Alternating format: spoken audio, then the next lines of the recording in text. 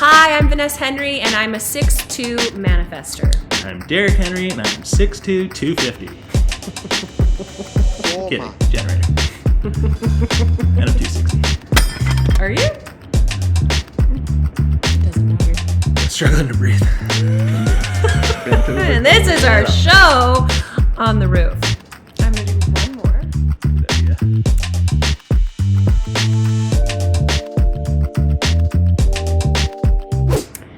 We're in a lockdown,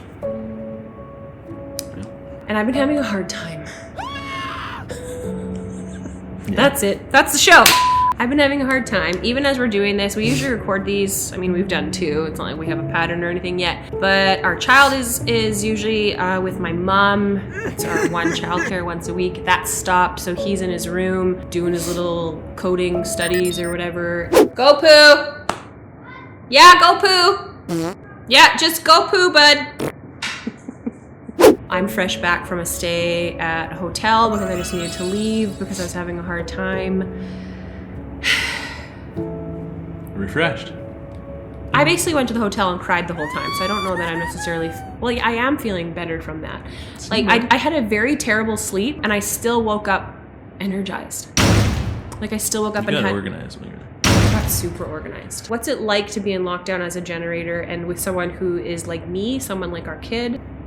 It's been pretty fine for me. I don't need much, but I just like getting outside, so that part sucks. Like, I just recently learned that for you, working out, you love working out, but going to the gym is the experience. Like, working out at home is not the same for you. That sucks. Why does it suck? I just don't have the equipment. I like the escape. I like going to the gym is my way to be alone, be alone with my thoughts. Totally. Organize my thoughts. Totally. You're so right. Like... Can't do it here when there's a 5-year-old jumping on you trying to do push-ups. Yeah. But you're also burning your sacral energy when you go, and that's really important for generators. Yeah. I find I can't turn off when I'm home with you guys. Like, you guys leave for a second, like you go to the motorhome to do something, and it's like I can breathe, and it's like I can think. I don't know how to turn off work as easily, as clearly when you guys are always around. I find that prioritizing our child's playtime became really, really important. Suddenly the focus became, how can we bring him joy? What would he like? What would be the most fun? And that was more important than like, what kind of lesson should we do for math or spelling? So homeschooling is... Yeah, you just kind of find the lessons throughout the day. Totally, but the approach that we've taken has changed. Yeah. Do you see that? Like, the conversations we have, it's like, what's gonna be the most fun for him? What's gonna bring him joy? Play has been prioritized over learning. And I think that's something I need to remember for myself too. You can still learn through play. Learn lots. Totally. But it's just making me think, I guess. And I'm still in that process of thinking about it and how I feel about it. Just being able to notice like the teaching points inside the play. It's like, oh, that's right, that does say that. What He's does this game say? Yeah. And now science say? Yeah.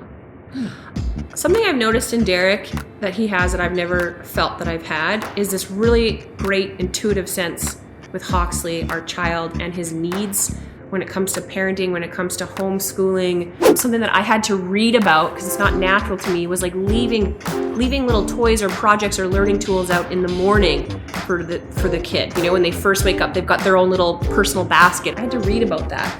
Derek just started doing this intuitively, started leaving things out on the table in the morning that would captivate our kid, and our kid would sure enough wake up and go and play with them. Because we're in lockdown, it's hard for me to initiate things in the way that I want to because I'm not operating at my full potential. But I thought it was important to see that. On my Instagram stories, I had asked a question and asked if anybody wanted questions from me and Derek, and we got a bunch of questions in, so I really just want to read them today and answer them because some of them are funny.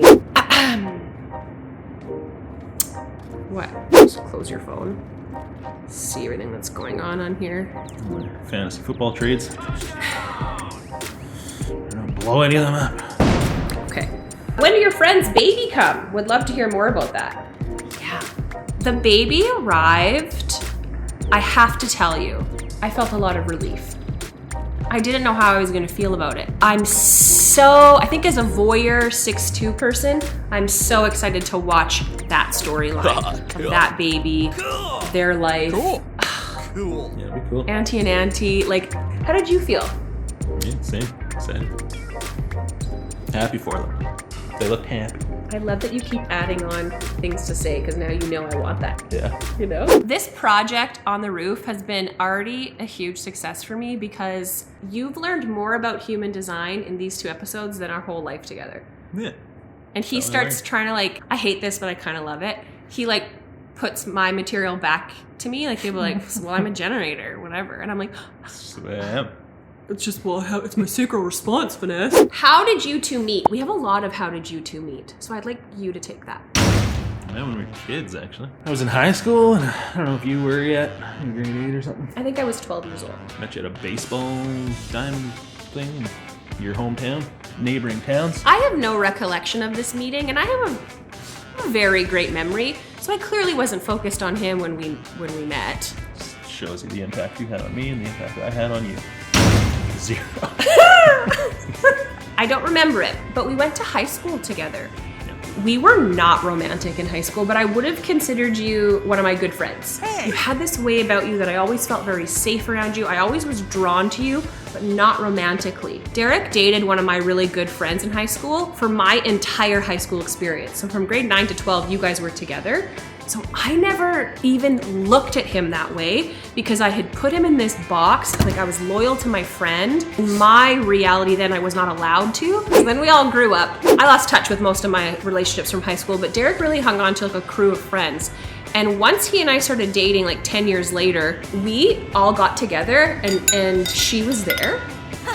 And we were all chatting and you came up to me and it was so weird for me because I was like, what the f- are you doing? Like go. Because just with that environment and those energies, those people, I was so used to seeing him go with her and be with her and like to be like, she's married, has kids, like we started dating as adults. I was posting to Instagram cute pictures of my dog. Derek had a dog and he reached out to me. Recently, Derek's mom had just passed away. And at the time, Like a year and a half, 2 years. yes, for you, but for me, it was very recent because you weren't present in my life. And at that time, I was doing a lot of motivational speaking with the Canadian Cancer Society. I thought he was reaching out to me because he knew I had lost a parent to cancer. I had cancer.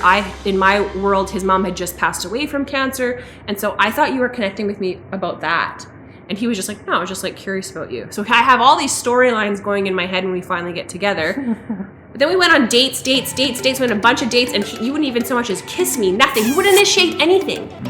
And you know what? Any guy I've ever been with has never initiated with me. Red flag Really? for you, I would think. Then Derek and I basically went on dates for a while and like weren't having sex. We finally have sex. Classic courting experience. And as soon as we wake up the next They day, just asked how we met. it's just very 6'2", and it's just funny. I'm so long-winded. I'll be better at that. We met in high school. Shoot at me. Rekindled 10 years later. How does V handle communication with D not being a big talker? This question's for you.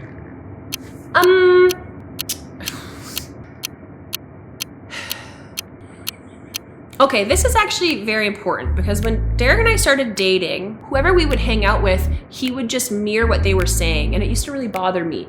We would get into like conversations about, let's say, politics with family members, and he would just basically regurgitate what the people in front of him were saying, and it really bothered me because I felt like, that's not what you think, like you just told me otherwise. So I felt he was being fake. That really, really bothered me. But Derek has a mirror throat. He's literally designed to just say back what people around him are saying. He's not designed for that. He's never going to be that. I need to stop putting that pressure on him. And as soon as I came to the awareness, he's a mirror. He's doing what he's supposed to. Everything became kind of clear for me.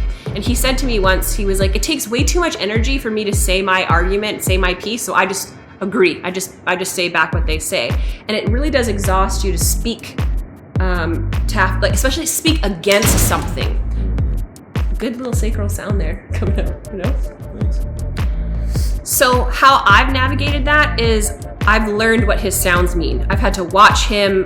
I know what I know what all of that means. So I communicate with him by decoding what his sounds mean. It's fun. A fun life you have. I do have a very fun life.